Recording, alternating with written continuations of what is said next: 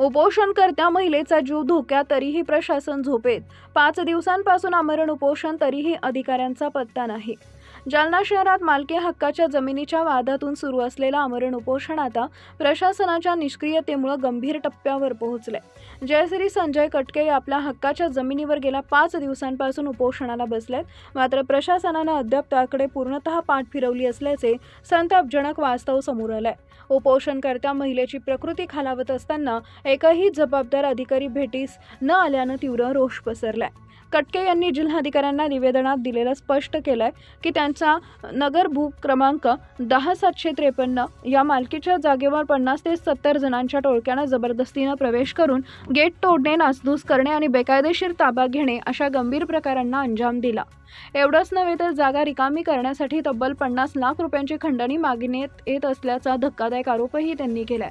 या प्रकरणात सुनील राठी व अनिल मालपाणी यांच्याशी न्यायालयीन वाद सुरू असतानाही गुंड प्रवृत्तीचे लोक सर्रासपणे दहशत निर्माण करत असल्याचे कटके यांनी सांगितलंय। जाळून टाकू अशा धमक्या देत लोखंडी रॉड घेऊन जीवघेणा हल्ला करण्याचा प्रयत्न झाल्याचा गंभीर आरोप त्यांनी केलाय। या घटनेची वारंवार माहिती पोलीस प्रशासनाला देऊनही कोणतीही ठोस कारवाई झाली नसल्यानं प्रश्नचिन्ह निर्माण झालंय। विशेष म्हणजे घटनास्थळी पोहोचलेल्या अधिकाऱ्यांनीही आम्ही त्यांना हटवू शकत नाही असा भूमिका घेतल्याचा आरोप करण्यात आलेला आहे। त्यामुळे सामान्य नागरिकांनी न्यायासाठी कुणाकडे जावं असा संतप्त सवाल उपस्थित होतोय। न्यायप्रविष्ट प्रकरण असताना अशा बेकायदेशीर ताबा व दहशत निर्माण होत असताना प्रशासन मौन का बाळगते, याबाबत शहरात तीव्र चर्चा सुरू आहे। उपोषणकर्त्या महिलेची प्रकृती अत्यंत खालावली असून कोणतीही अनुचित घटना घडल्यास त्याची संपूर्ण जबाबदारी प्रशासनावरच राहील असा इशारा देण्यात आला आहे। 14 एप्रिलपासून उपोषण बसले, प्रशासनाने दखल वगैरे घेतली, तुमची काय आता मागणी राहणार? प्रशासनाने आणि कोणीच काही दखल नाही घेतलेली आत्तापर्यंत। मी प्रशासनाला उपोषणाला बसण्याच्या आधी पूर्ण सविस्तर लिहून दिलेलं होतं, तुम्ही बसणारे असं तसं। आणि इथं जी गुंडे येतात वारंवार ते धमक्या देऊन चाललेले आहेत आणि ज्या गुंडांच्या बारात मी आधी आम्हाला जाळून टाकणार होते, काय करणार होते, त्यांच्याबद्दल मी पोलीस स्टेशनला तक्रार देण्यासाठी गेल्यानंतर पोलिसांनी तक्रार नाही घेतली। आम्ही सिव्हिल आहे। मग सिव्हिल असं म्हणतं का गुंडांना पाठवून त्यांना जाळा धमकाव द्या आणि त्यांच्यासाठी त्या मारहाण करा असं म्हणतं का सिव्हिलची जागा। आम्ही तक्रारीसाठी गेलो होतो ना, राठीने त्याच्या गुंडांना पाठवलं आणि त्या गुंडांनी आमच्यावर भयंकर अत्याचार केले, पूर्ण माझ्या दुकानाची तोडफोड, माझ्या मालाची तोडफोड केली, भयंकर त्रास दहशतीमध्ये आणलं, पेट्रोल टाकून जाळून टाकू बोलले। हे एवढं सगळं काही राठीने त्या लोकांना करायला सांगितलं। मग आम्ही पोलीस स्टेशनला तक्रार देण्यासाठी गेलो, त्यांनी तक्रार नाही घेतली आमची।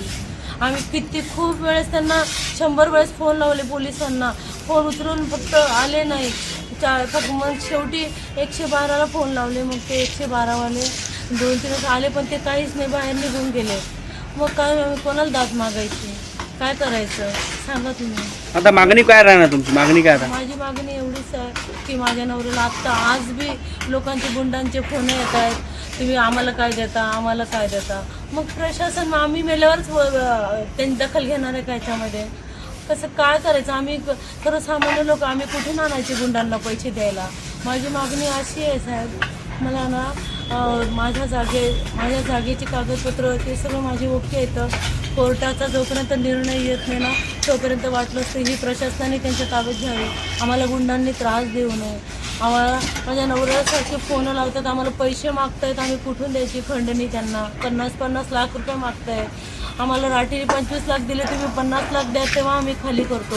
प्रशासनाला एवढंच म्हणणं आहे की त्या राठी मालपाणी, सुनील राठी, अनिल राठी, सुरेश मालपाणी, अनिल मालपाणी, हे गोरटले साहेब, त्या सर्वांनी मला त्रास देऊ नये आणि प्रशासनाने त्यांच्यावर गुन्हे दाखल करावं। जे माझ्यावर घडलं त्या बारात गुंडांवर जेवढे गुंड आले होते त्यांच्यावर पण गुन्हे दाखल व्हायला पाहिजे आणि मला त्रास देणं बंद केलं पाहिजे। माझ्या पाठीशी प्रशासनाने उभं राहिलं पाहिजे।